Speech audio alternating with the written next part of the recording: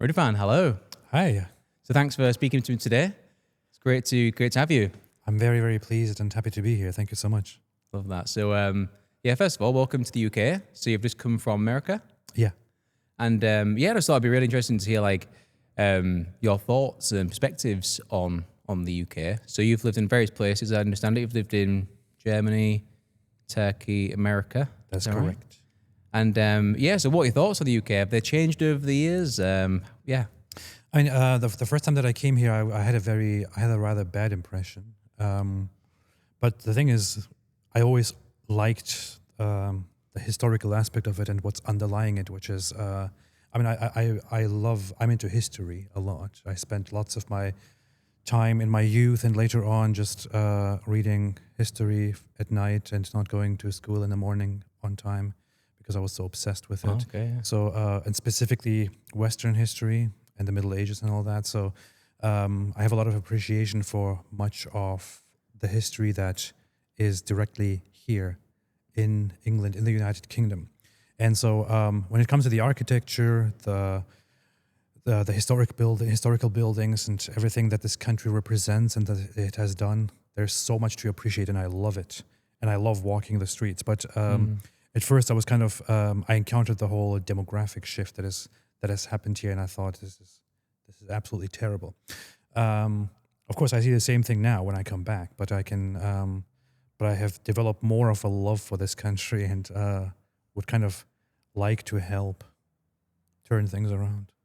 Wow. And so it'd be interesting to know, so what are the kind of things that you appreciate? It'd be great to know, what you kind of what has struck you in terms of from England or the UK, Scotland, Wales, these kind of places.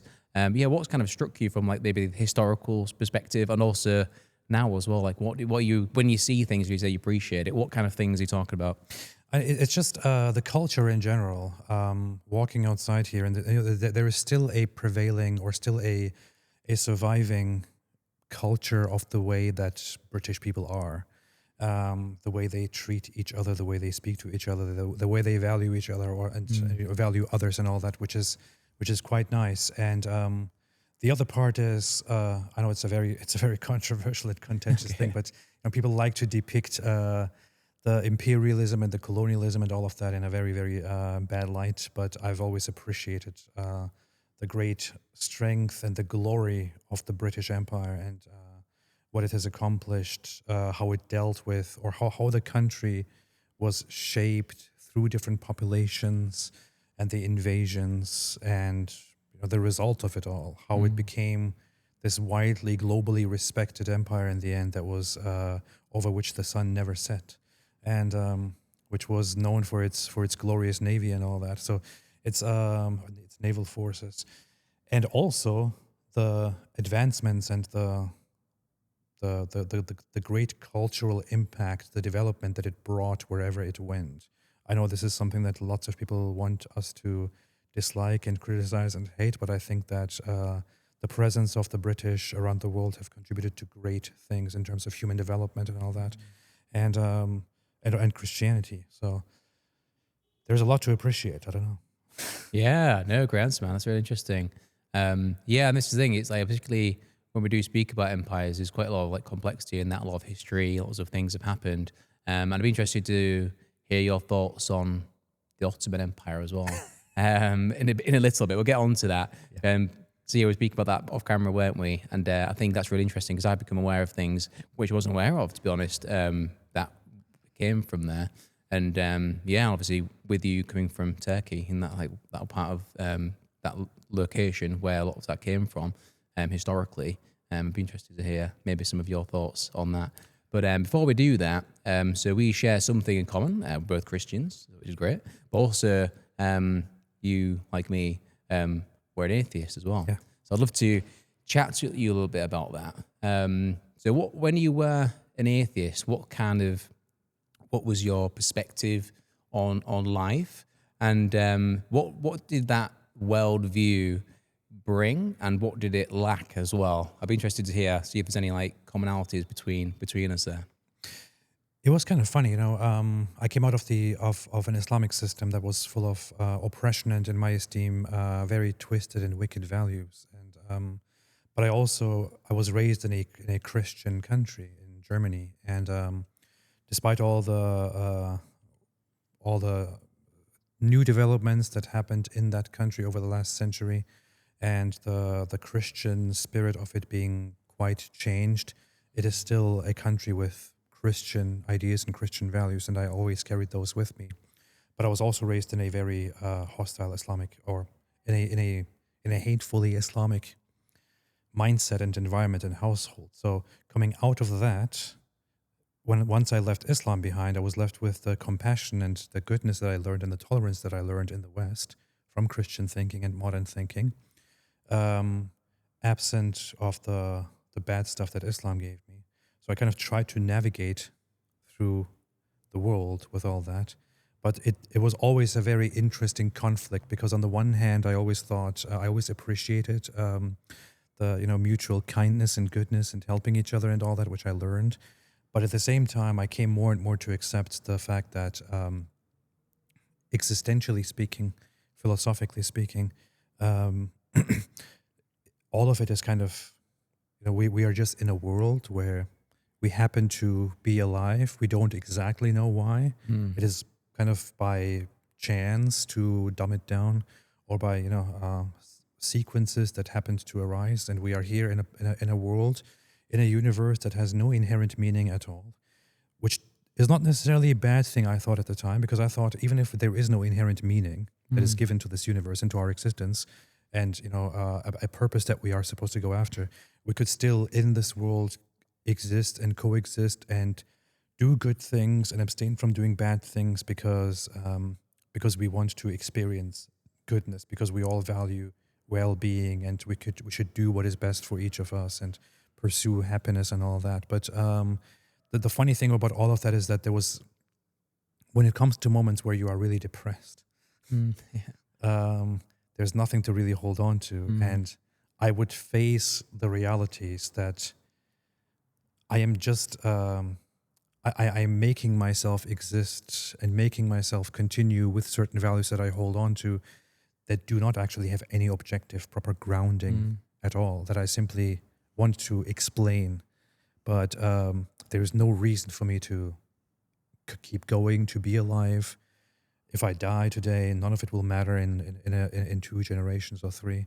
So it was always a very dark state to be in. I wanted to be free from my Islamic past and pursue freedom and happiness, but at some point you just get enslaved to it, and you just want to continue pursuing it, and there is no meaning to it, nothing that satisfies you and nothing that fulfills you.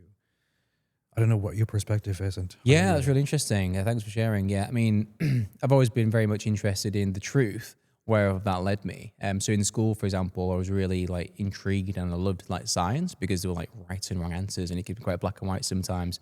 And but I also love creativity as well, and enjoying where that took me. But yeah, over the years, I just found that the more I thought about it, the more I was like listening to lots of at the time anyway, the famous like new atheist kind of thing. I wanted to kind of like accept some of the ideas, but when I took it to the logical conclusion, I was like, this kind of doesn't really work. Yeah. And I always found myself trying to like force this view to make, like I said, to make it work, which was quite difficult, particularly around like morality.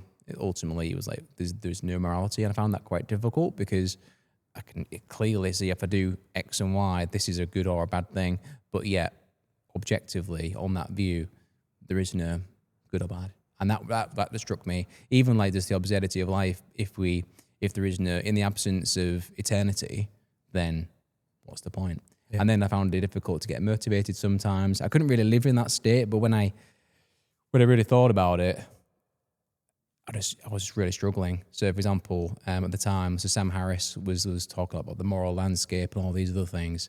And then when his view came into conflict with William Lane Craig's view when they were debating, that I just really found the Christian view much more compelling, because there was like, there is meaning, there is this, there is that. But I was like, is that true though? I was like, that'd be nice if it was, but is it true? And then that's when kind of like I began to explore some of those ideas. So was it like a wrestle with you?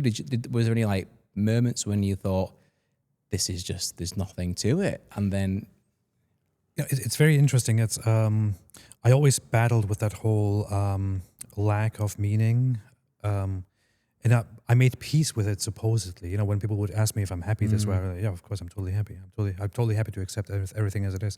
I wasn't really happy, but I was telling myself that I'm very, very happy about it. So I adopted the philosophies of existentialism and absurdism. Basically, that there is no meaning. No such thing as an inherent meaning, but that any attempt to find an inherent meaning leads to an endless and empty struggle, and that it's okay to simply embrace everything the way it is and live within it, or adjust meaning and all that.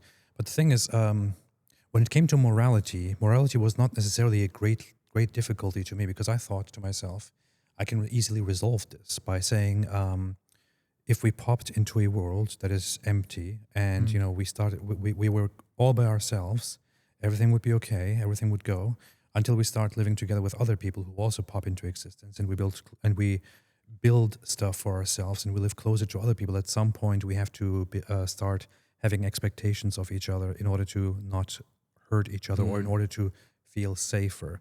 Of course, we could all be wild and do whatever we want and kill each other and all that, but then you have to look over your own shoulder the whole time. So in order to create a functioning, safe society, it would be, of course, useful to establish certain rules that then become the basis of morality and all that. So I could explain the development of morality in society or in history in that way, and then say, well, if you abide by certain morals that we have, such as we do not just go around killing each other, you will be a member of society, and you won't be taken out. So it's better to abide by certain moral rules. Okay, that's all fine. However, whenever it came down to, okay, but what if I don't want to participate? What if I don't care particularly about living? What if I'm fine with just, doing whatever I want until I'm taken out? What would really prevent me from doing that? That it's bad, that it's a bad thing? Who said that it's a bad thing? Well, we decided it's a bad thing because it's counterproductive. Okay, who cares what we decided? Sounds familiar. Yeah, so what prevents me from really becoming antisocial and doing things and disregard others?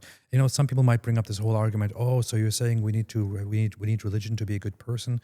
Yeah, actually, you kind of do, because of course we often have tendencies that are learned or that are functional to do more functional and better things in society. And most people, whether they are Christians or atheists, will not be absolute scumbags who just who commit evil to other people, because it's dysfunctional and bad for yourself in the long run. However, there is also, if you don't have a proper moral foundation or or a meaningful foundation, there's nothing preventing you from becoming a complete scumbag and engaging in evil. And if you don't care about it anymore, and if you don't have any motivation aside from this is what's good to do, you might as well just go do that and then die, and all of it is meaningless anyway. And the greatest meaning that you can derive in such a meaningless world is that when you do good things, it will be better for society in the long run. If you do bad things, it will be bad for society in the long run. But in reality, you have to accept a universe where you simply exist according to the hypotheticals. All of this will at some point cease existing.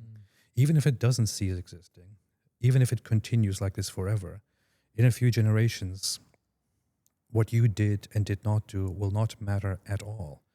Right now, some people might be sad about what you do and be disappointed, but nobody cares about that in a few centuries, in a few thousand years. So none of it has any meaning at all, and there is nothing really, if you are in a bad spot, that can properly ground you and give you actual meaning. This was always a terrifying idea to me, and I thought, just because it's scary, that doesn't mean it's not true. Yeah. But then again, you deal with this all the time. You spend your life seeking meaning. You spend your life, trying to ground yourself in something. You spend your life pursuing things. According to some ideas or philosophies, that pursuit is maximizing well-being. According to others, it's the betterment of mankind. But we are seeking for meaning all the time and existing in a world where people seek meaning. And I found it much better to find that meaning in the one system that I think is good, much more so than anything else.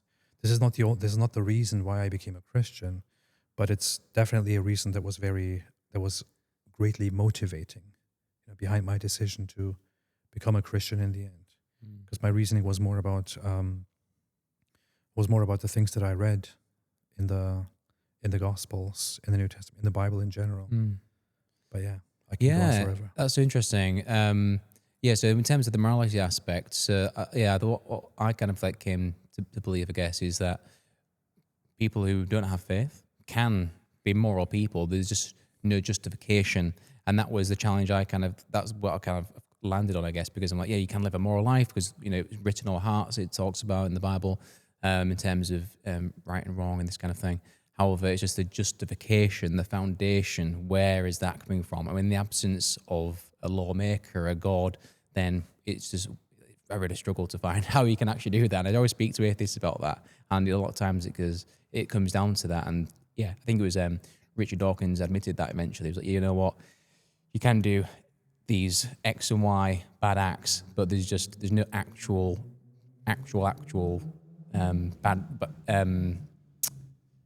wrong way of doing things. It's just, but it ultimately lives his life in such a way where he presumes, he wants to live a good life. However, just couldn't justify, which is really challenging. So in terms of Christianity then, so what was it that drew you into the faith? So you said it wasn't necessarily the morality aspect, but when you're reading the Gospels, was it like Christ's character, what he said, or all of the above? What was the things that really drew you in to the faith? I've always had a lot of respect for Christianity. At first, when I became an atheist, I was very frustrated and angry at the world. Then that kind of slowly, not slowly, but very quickly actually died out, and I was quite respectful, and I appreciated Christianity a lot. And at times I thought to myself, I wish it was true so I could believe in it and follow it. Sure. And I always found that my time was best spent around Christians. Whenever I was around Christians, I felt happy and good. Whenever I interacted with Christians, I felt happy.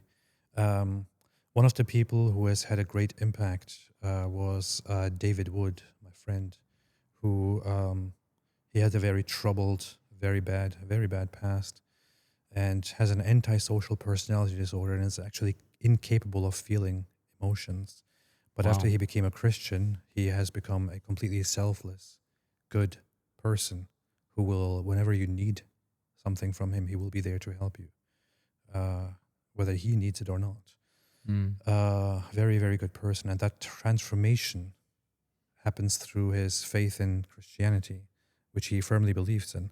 At some points, I was wondering if he actually believes in it, or if he just uses it as a means to be a law-abiding or better person. Like utility kind of thing. Yeah. So I inquired, and I was surprised that he was actually really genuinely believing in it. And at that point, I was an atheist. So I was really curious, to see maybe he's just using it for, and there's nothing wrong with that. But no, he actually believes in it, which is what transforms him so much. And so Christians and the way Christians are was always very, very fascinating to me. And I often thought to myself, I want to be that way, but I would like to believe in it. And my skepticism was always at the front. It was always, I have to know that something is 100% true before I commit myself to it. Sure. And I couldn't do that with Christianity because I thought we are unreliable beings. We don't know. We accept things as true in time, and then we ditch those ideas when we find something better. We don't know what's out there. We don't know what's in our waters. We don't know anything. So we just go with our best explanations in this world. And I thought that God is just a way that we explain the things around us that we do not really understand. And that was a sufficient explanation to me. So I thought, God is an interesting thing. It's probably a good thing, but it's not true. So, but At some point, I did develop a very great interest in Judaism and was exploring it and was actually trying it out and engaging in it and trying prayers and all that and reading the Bible and reading the Psalms and all. And it wasn't until I was asked to read a passage from the Epistle to the Romans that I first ever actually sat down and read properly. Instead of just reading one verse, actually read a text within the New Testament aside from the Gospels. And when I was reading that, I think it was Romans 9 through 11, I thought this is pretty amazing. Okay. I have to read the whole thing now. Yeah. So I went to the very beginning and started reading the entire Epistle to the Romans. That was just on one afternoon, and at the end of it, I thought this is a very, very good. I don't know why nobody has ever asked me to read this. Oh, yeah. I find Romans so interesting. There's so much to beautiful. it, and yeah, there's a lot of depth in that. Yeah, I think anybody that's not read Romans, recommended. Definitely, I concur. So after doing that, I looked a little bit into more of the writings of the Apostle Paul, and then came across the whole what I heard for many, many years, which is when he writes to the church and says that 500 of us have seen Christ after his resurrection. And when I heard that before in the past, I always thought this is just something that you find in a text, and we don't know if people actually saw it or not. But when you then think about it, we believe that lots of things in history are true without having much of evidence for them, with just slight bits of evidence. With that, you have him writing directly to the church, to people about, just as a reminder, not even as an argument that it is true, just as a reminder that 500 of us have seen it. He's not using this as an argument. Look, this is true, just as a reminder, and nobody objects to it. We know that this is a historical document, that he himself wrote it to fellow Christians, to believers. And he says 500 of us have seen him. And there is nobody objecting to this. There is nobody refuting this. Nobody says, what are you talking about? 500, what are you talking about? It's so that, together with how the life of Jesus transforms the lives of his disciples and the apostles of Paul, who turns from a powerful persecutor to a persecuted apostle for Christ, and who risks his life and is then killed for it. Disciples who gave their lives to spread and share this truth to everyone, who very knowingly knew that they're going to their deaths, and they still did it because they knew that it is true. And if it wasn't true, then they could just easily say, you know what, it's not true. I was just Saved kidding. my life. Yeah.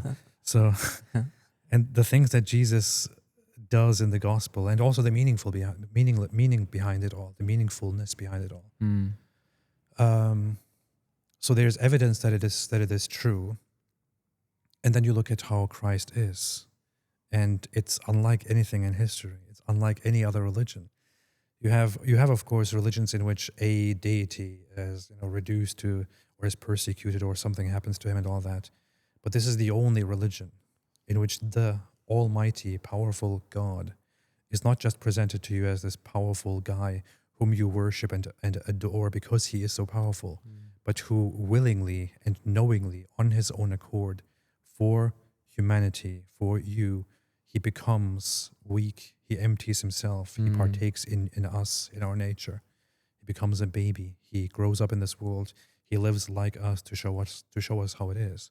And he dies. He doesn't just become one of us, he becomes the least of us. He becomes condemned, he becomes persecuted, he dies, and then he defeats death.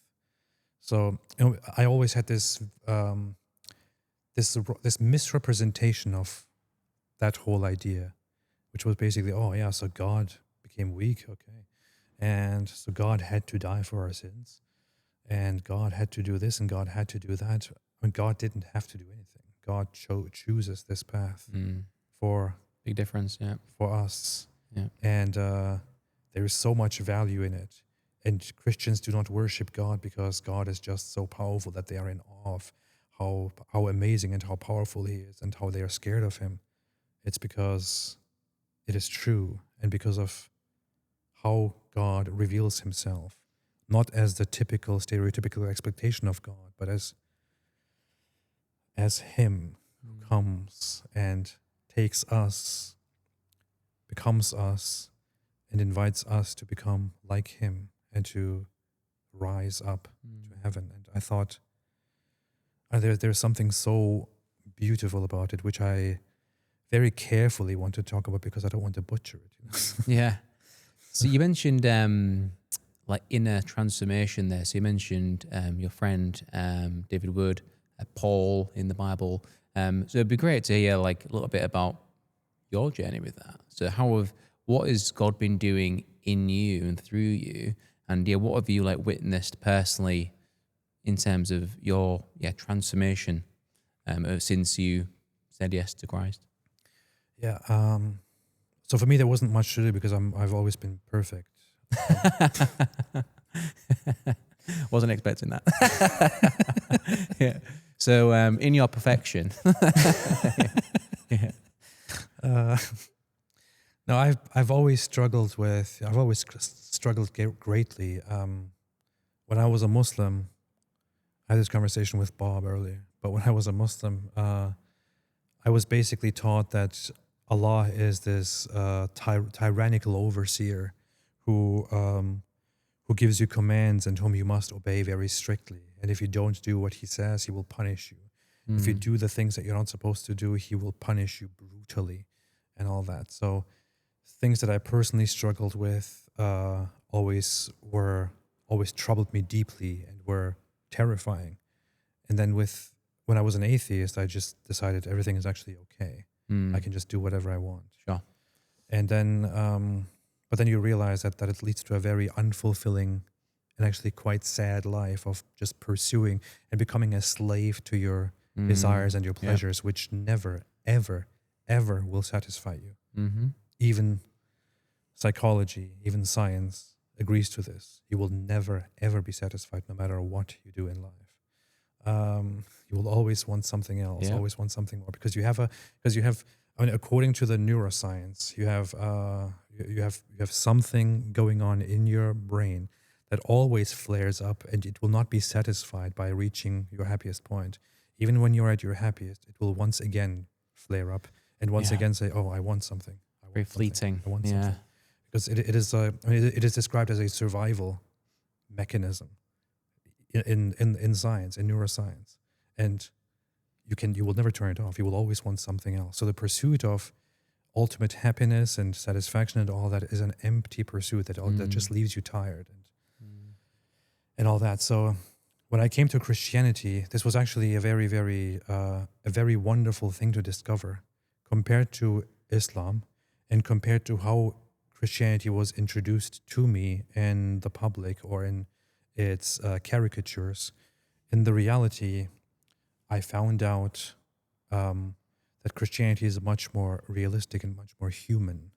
That in Christianity, you are not expected to be a perfect, blameless, sinless human being. That you are not expected to now let go of all the horrible or of all the bad things that you do and from now on be perfect or else. It is acknowledged that you are in a fallen world, in a broken world, in a sinful world, that you are still for your entire life dealing in this world with sin, with brokenness, with fallenness, and that you don't have to be terrified of it all. You don't have to be terrified that you'll be punished for it. You don't have to also at the same time just succumb to it. You don't have to be consumed by it.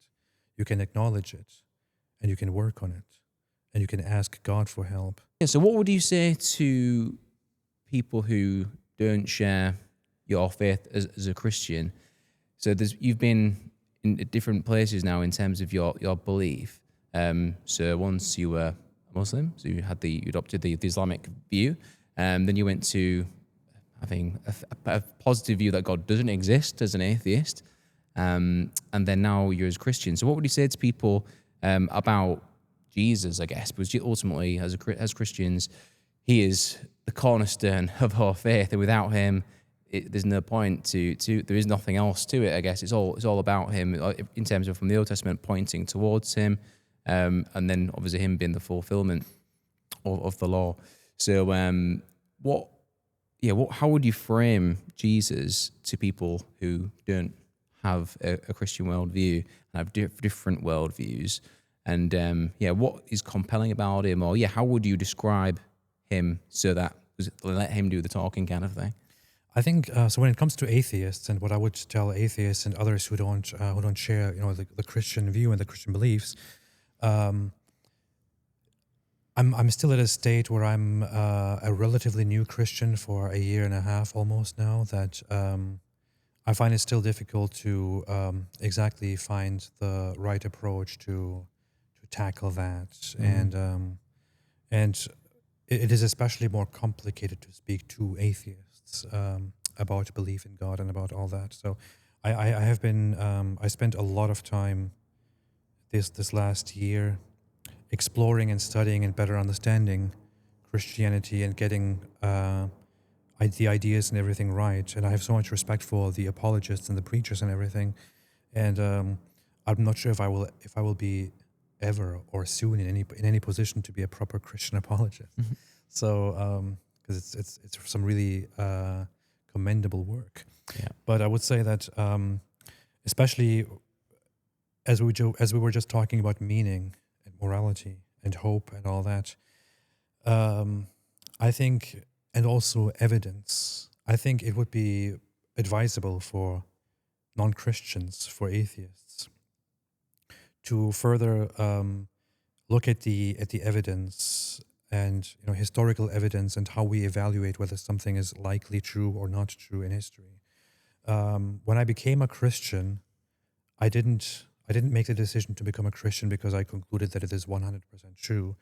I made the step toward becoming a Christian first because I concluded that it is probably true, or that it is very likely true, and that I choose to believe that it is true.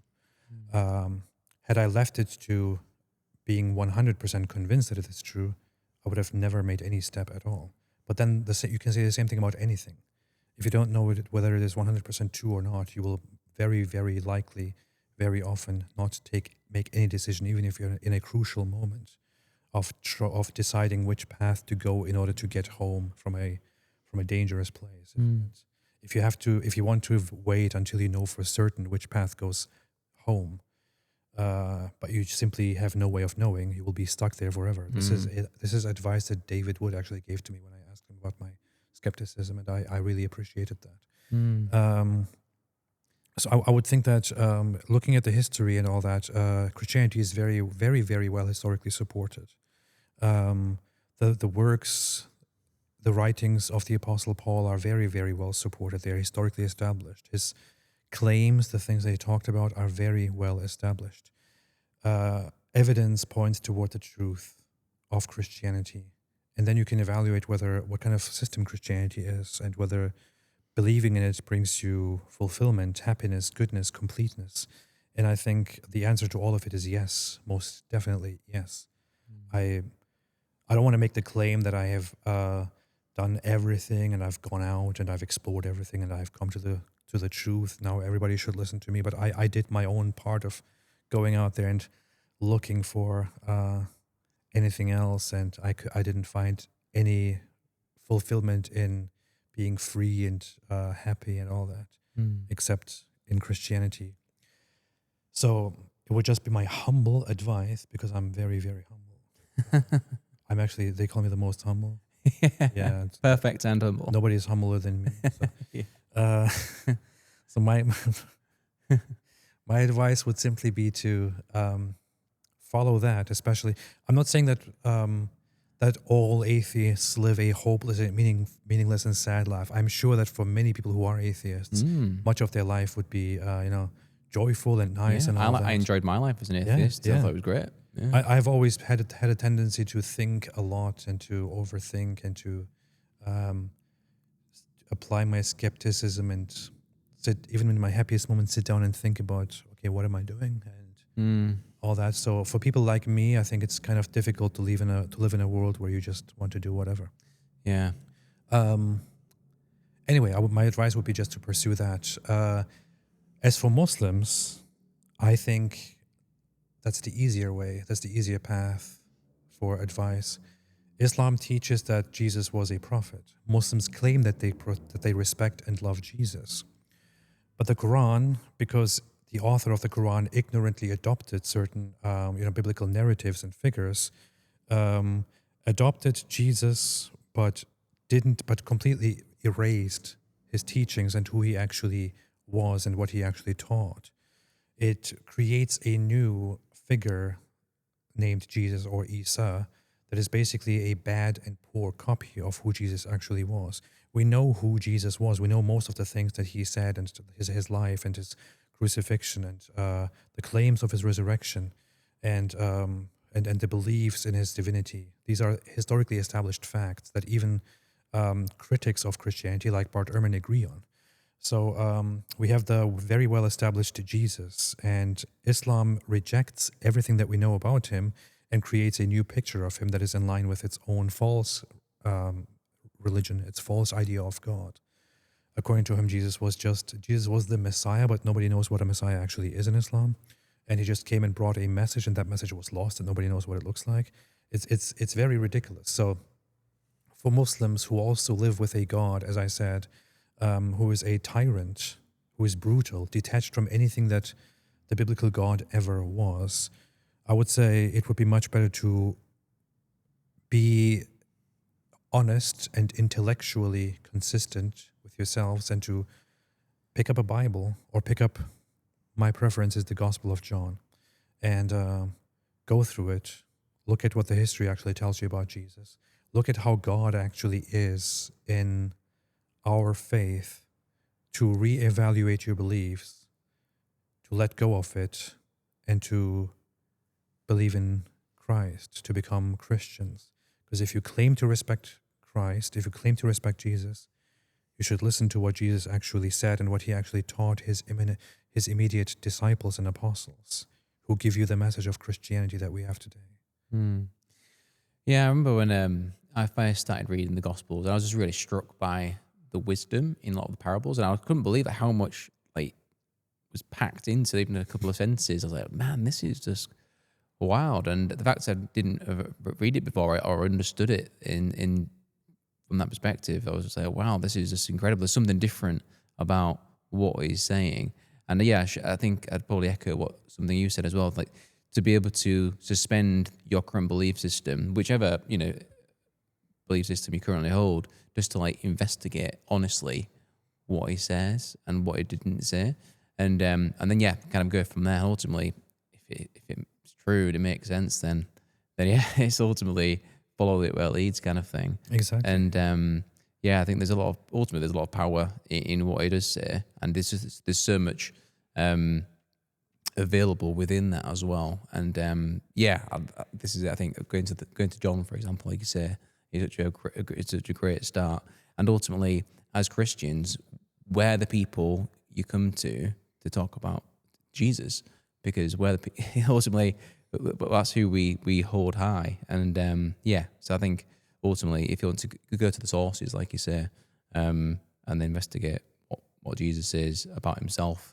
I think, especially for Muslims, I think the contrast between how their God speaks to them and how the Gospel of John, for example, speaks of what it speaks about, the contrast is so great. The sentiments are so different.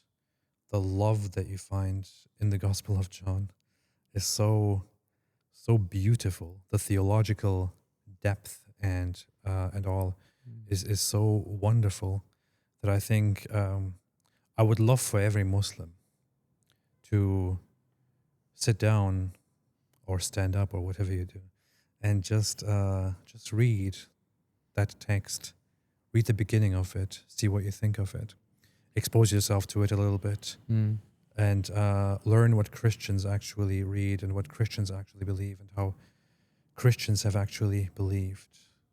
Then, I mean, there are other suggestions. When I was an atheist, I was fascinated with the book of Ecclesiastes. I, to this day, think is a fantastic book that is far ahead its time. The Psalms are beautiful.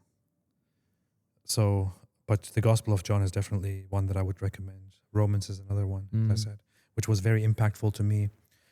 So I would love for people who don't, who just have a caricature of Christianity, to read some of these texts and to expose themselves to it, to start having a little bit of a taste of it, because it tastes very good. What do you think to the like character of Christians as well? Because I'm not sure about you, but when I grew up, I knew like a couple of Christians max, like not many whatsoever. I grew up in a very secular part of the world, and yeah, I think when I was exposed to actual Christian people who didn't live a rich Christian life, they go to church regularly, they live it out, they live a prayerful life, I was just really like taken aback by how they lived their life, and that was a really good witness to me as well, and that actually moved the needle a little bit, to be honest. There's reading it and looking into the apologetics and the truth claims of Christianity, and that's all good. However, when I saw people and like engaged with people who were Christian, I was like, this is like, I really like enjoy these people's company, and just like the way they act and this kind of thing. So was that impactful in your journey as well? And did you have? Yeah? I always I described it at some point as all the Christians that I sorry, I just touched this. Sorry. I described it at some point as all the Christians that I that I met along the way of all these years when I was a Christian. Whenever I interacted with Christians, it was always so pleasant and so good. And the general feeling that you get from Christians and from the way Christians are is a very good one. So Christians always had this lasting impact on me, and it was always very happiness inducing and peaceful and good. I've always appreciated that, and people want to establish caricatures for Christianity or take some Christians and as example for Christianity or whatever it is, but there is a general spirit in line with the Christianity that is Christ-like, that is how Christianity is supposed to be, that you can find in devout Christians who want to be Christ-like. That is simply a beautiful thing, and that has had a huge impact on me, and I think it's worth experiencing. Yeah, thanks for sharing. So, over the years, you've developed your social media platforms, your channels, and it seems to be like this the growing, which is great. What do you think is the reason for that, and what are people engaging with? You've obviously got like a lot of people and connections and reaching out, this kind of thing. So you're seeing all these, I'm presuming, from all over the world. So what is it that people are like seeing in you, and what kind of things or ideas are they engaging in from both perspectives, from like from encouraging to discouraging? I think one of the major reasons that my channel started growing from the beginning is so my decision, the initial motivation, the initial reason why I wanted to start speaking about Islam critically was I was raised in a Muslim family. I was raised with this mindset of it is us against the enemies, us against the disbelievers, and a time will come when we will fight the disbelievers, and they are less than cattle. They are the worst creatures on earth, and all that. This is basically the attitude that you are taught in Islam, and it's not just something that some people taught me, that my parents taught me. It's something that is directly from the Quran, which says in multiple verses. It says in chapter 9, verse 29, that Muslims ought to fight and subjugate the Jews and Christians and all the others until they accept Islam or they are subdued and pay protection money. Wow. In chapter 9, verse 30, the following verse, it justifies that by saying that the Christians say the Messiah is God, and the Jews say Ezra is the son of... the Jews say the Christians say the Messiah is the son of God, and the Jews say Ezra is the son of God. Something to stand on for a second. There is no single Jew who believes something like that. I went to Jews and asked them about this forever, and they have no idea what I'm talking about. Historically, when this has been a question, nobody has any idea what the Quran is talking about when it says the Jews say Ezra is the son of Allah.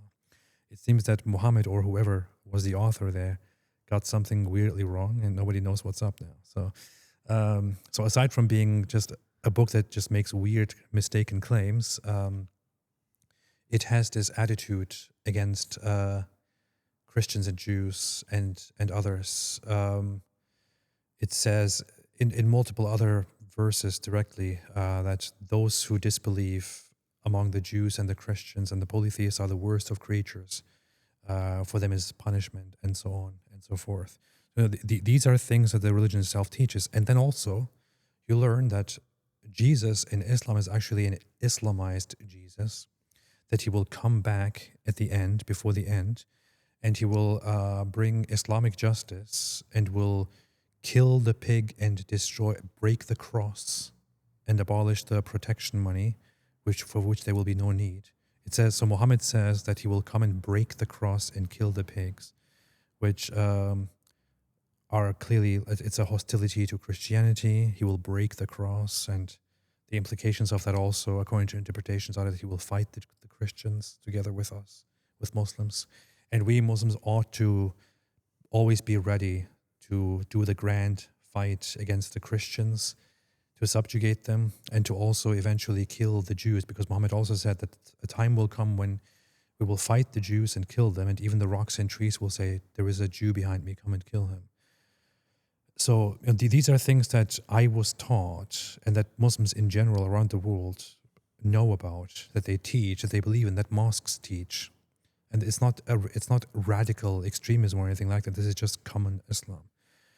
But then you go out and you look at how Muslims present themselves, how Muslim speakers, who are always selected, present themselves to non-Muslims, and it's like, it's a completely different face. It's like, oh no, we just believe in God, just like you, and we just want to peacefully exist and all that.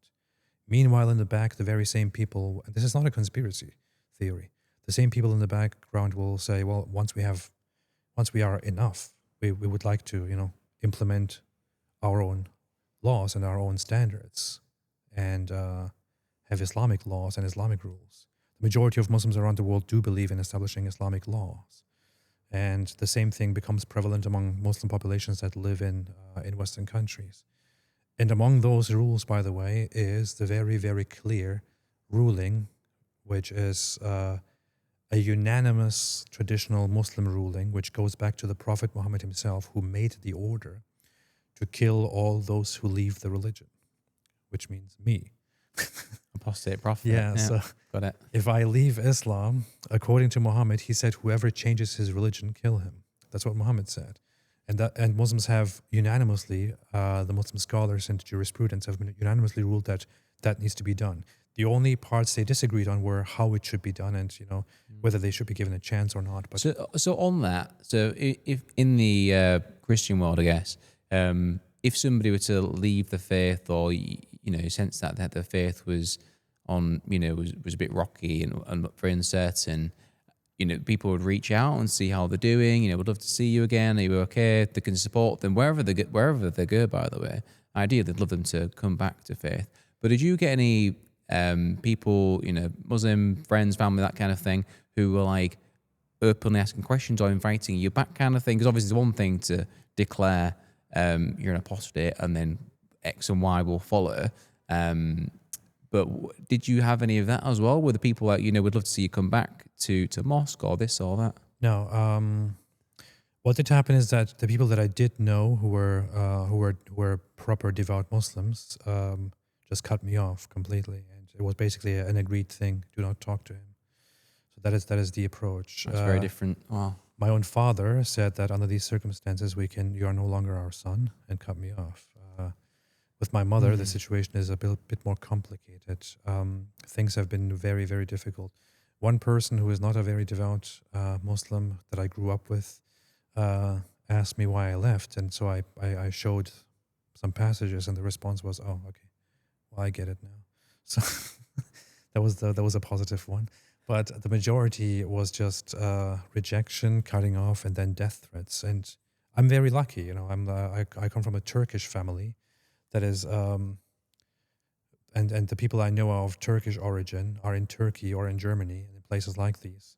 And, Turkey has been modernized a bit compared to other places. I have met people from Pakistan, people of Arab backgrounds and other backgrounds who left Islam and who were chased by their fathers, who wanted to kill them, murder them, who received actual credible death threats from people who knew them and who were an immediate threat to them, who had to leave their country and change their identity, who had to go into hiding, who survived a fatal attack by people that they know. It's incredible the kind of stuff that people experience. In comparison, I haven't experienced that much, and I've had the comfort of being just cut off, and then going out there and speaking about all of this. I know that lots of people are in immediate danger and threat for all of this. So the point was with this. So I know from inside that this is a horrible religion. As a Muslim myself, I learned that this is a horrible religion, and I see how this is being misrepresented as in the public as something that is just a religion. And what motivated me originally was to go out and basically say, hey, they're lying to you. Let me tell you how it really is. And so that's how I approached it, which is why it took off. And I think a lot of people in the West, people are very polite and afraid of speaking certain truths. And I think you need crazy people like me to come and just say it bluntly and directly, and to also say, hey, I was actually there. Let me tell you. I think that is a need that people have. And I'm glad to make my contributions in that regard. So yeah, I was touching on that quickly then. What do you see as some of the weaknesses in the armor of the West? Because you're coming from a Western perspective. So what are a couple of those, if you wouldn't mind sharing? Well, I think Western people have, I love the West. I love the Christian values. I love the Western culture. And there are certain things that are Christian charity, Christian compassion, Christian, these are some very nice things. The Western senses of even to an extent tolerance, of taking responsibility and being introspective, making up for certain things in the past, improving yourself. A very funny comparison. When I was in Germany and I was in school, much of the curriculum in a history class was focused on mistakes that we, as Europeans and as Germans and as Christians, made. And I'm not talking about the immediate history, but about the Middle Ages, for example, like, wrong conducts and things that we have committed and that we could have done better and all that. And then when I went to Turkey, where I went to high school and I went to history classes, there was not a single instance ever where the curriculum in any way portrays the Turkish or Muslim side negatively. It is always, this is the history and we were right and we did the right thing and we were proud and we were good. We lost this because the Christians were treacherous people. This one didn't go so well because those people were bastards. This one, so it's always the glorification of the self, no taking responsibility for your failures. So in that regard, I just find that the Western way of being actually mature, grown up, taking responsibility and all that is very good. However, today it has been taken to an extreme, especially because it lacks the Christian foundation, the meaningful foundation that should be at the core of it all. This whole idea, these Christian ideas and values have been taken by secularist mindsets and have been taken to an extreme, even by atheists who are against Christianity and who don't realize that they operate on Christian ideas that were taught to them. And the West has become complacent, has become extremely tolerant of intolerant ideas, has become weak, has become naive, has become absolutely self-critical, self-hating, while having no judgment at all toward the evils that others do, thinking that all cultures are just the same, and thereby not even anticipating that you invite a culture into your country, among your midst, that firmly believes in taking advantage of you and subjugating you. so many weaknesses. I don't even know where to begin. But we need to. I would love to see the West change again and reclaim its old glory that made the world a better place. And that's for the good of everybody as well, isn't it? Everybody within it. It's not just for just a few people. It's for everybody. Yeah. So you touched on Turkey there. Can you speak about the Ottoman Empire? A bit of a twist in the road there, but I just think it's a super interesting topic. And I think I've learned a lot about different parts of history from Raven and Ibrahim. My eyes been opened in many ways, and seeing as you've looked into this and you've actually lived in that part of the world, I'd be interested to know what your thoughts are on that or interests. Well, the Ottoman Empire was the best empire in the world and has never done anything wrong. It has only brought glory and greatness to the world. That's what I learned in Turkey in school. So. And that's it. Yeah. As a Turkish person, I'm supposed to be, or as a person of Turkish origin, I'm supposed to be very proud of my background and of my history, and present it in a very great way. That's very much in conflict with how things are taught in the West, and I find this actually very, very funny. When things come up, such as how people in the West should treat others and should treat minorities and should treat history, I talk to Western people sometimes, and they mention to me the evils of how America enslaved people, or of colonization and all that. And I just, every single time, I just think to myself, this is so weird. You're telling me this. Right, okay. I'm of Turkish origin. I have my ancestors, they raided and captured your ancestors and sold them on marketplaces. Man. My ancestors went to your coasts, raided and abducted your ancestors, your white ancestors, brought them to Constantinople and sold them for higher prices as valuable things on the marketplaces. And why does nobody know this then? Because, I went through the school system in this country. That was never, not once did I hear that. It gets wilder. It's that we talk so much in the West about slavery, for example, the transatlantic slave trade, which sure, it was a horrible thing, right? Absolutely. Horrible thing, should never be repeated, never be glorified or anything like that. But the West didn't start all of that. There was a slave trade that preceded that by far, and that also ended much later. It's the trans-Saharan slave trade, or the Arab slave trade, or you could even call it the Islamic slave trade, which started together with Islam. I mean, the Arabs did trade slaves before Islam, but Islam basically turned it into a major business that was prevalent across Africa and across the Muslim world. The general idea was that, there is a historian, Ibn Khaldun, who was an Islamic scholar. In Western sociology, he's presented as a forerunner of sociology. He wrote a book called Muqaddimah, in which he actually writes the Muslim perspective on sub-Saharan Africans. His description of sub-Saharan Africans, south of the Sahara, or black Africans, is basically that those Africans are not better than dumb animals, that they have no proper function, or that they have no proper minds, and that they would actually be happy to be slaves, and that they deserve to be slaves, and that they have no other function than being slaves. So that it's natural to enslave them because they're dumb animals, basically. So that was the general idea that the Muslim empires had toward Africans.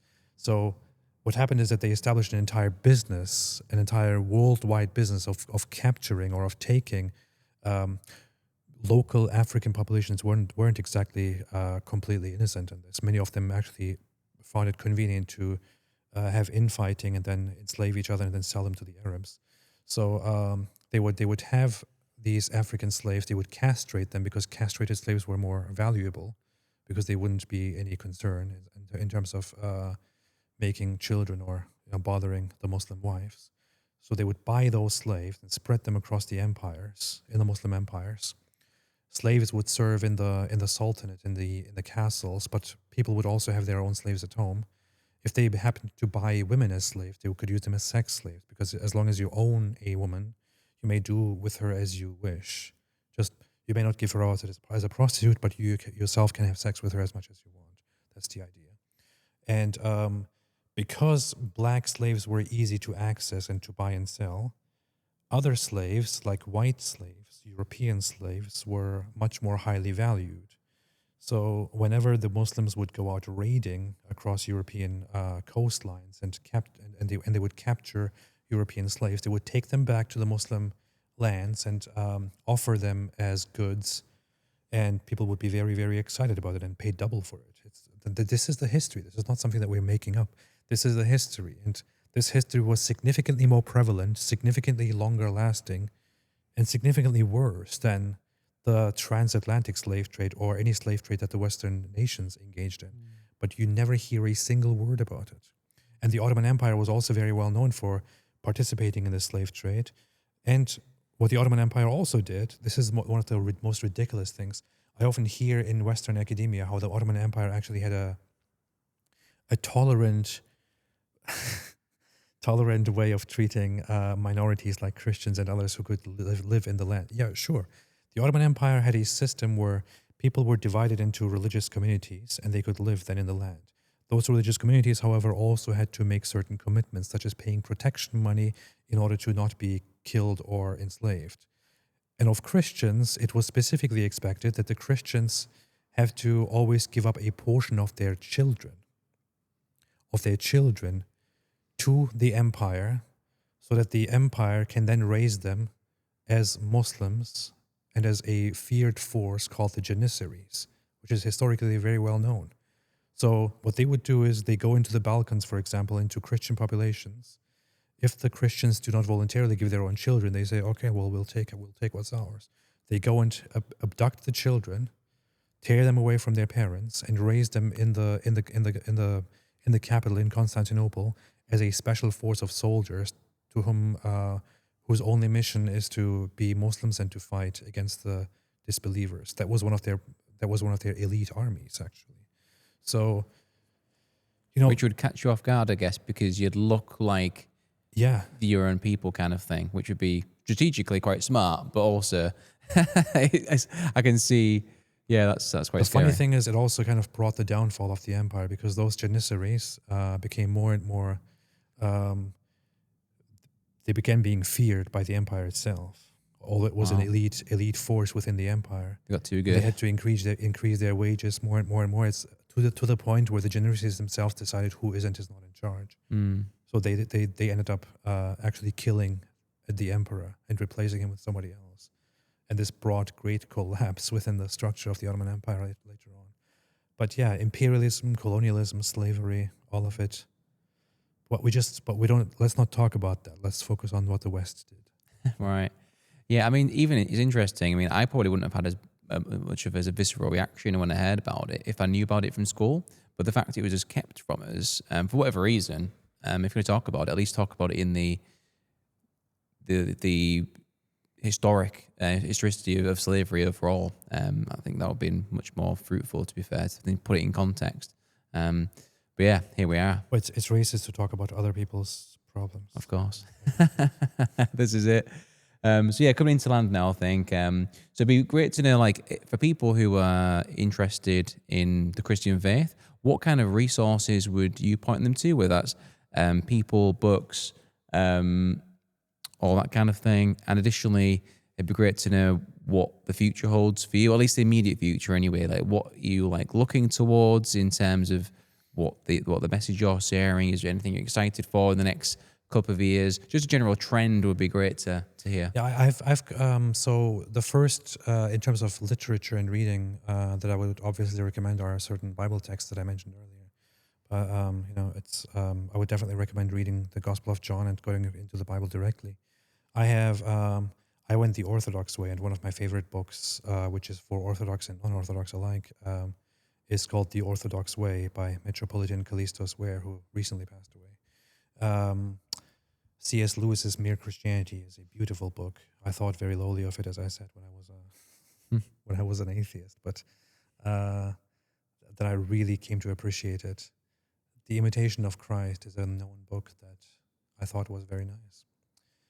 Things like these, I think, I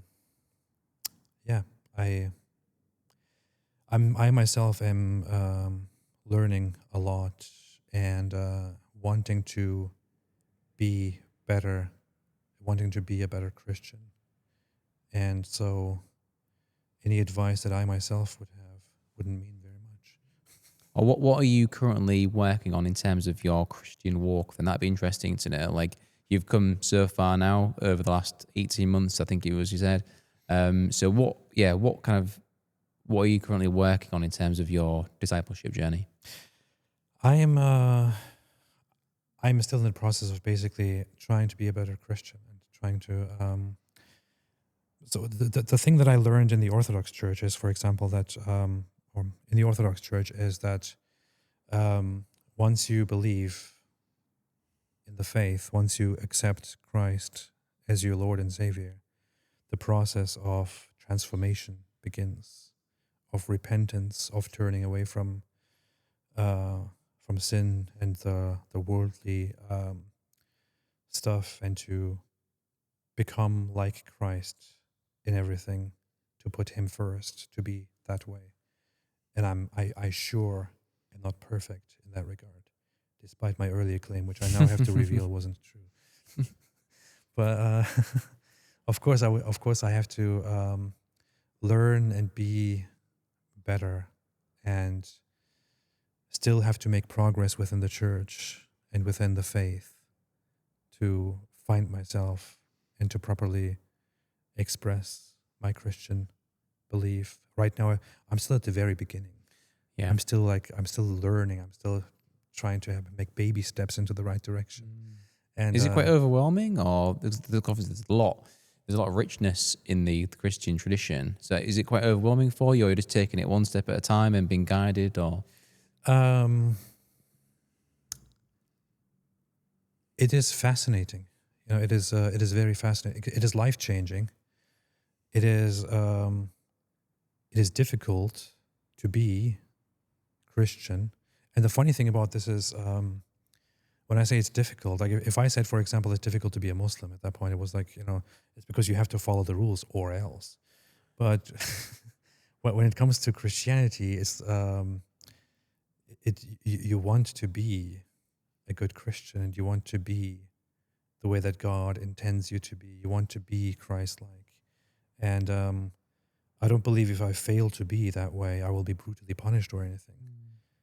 I still place my, I know that that faith by the grace of God is where our salvation is, and I don't have to I don't have to tirelessly work toward achieving it or anything, but I need to work toward, or just out of love and appreciation and respect, and because it is a good thing to do, to be the way that God would want me to be, the way that it is to be Christ-like.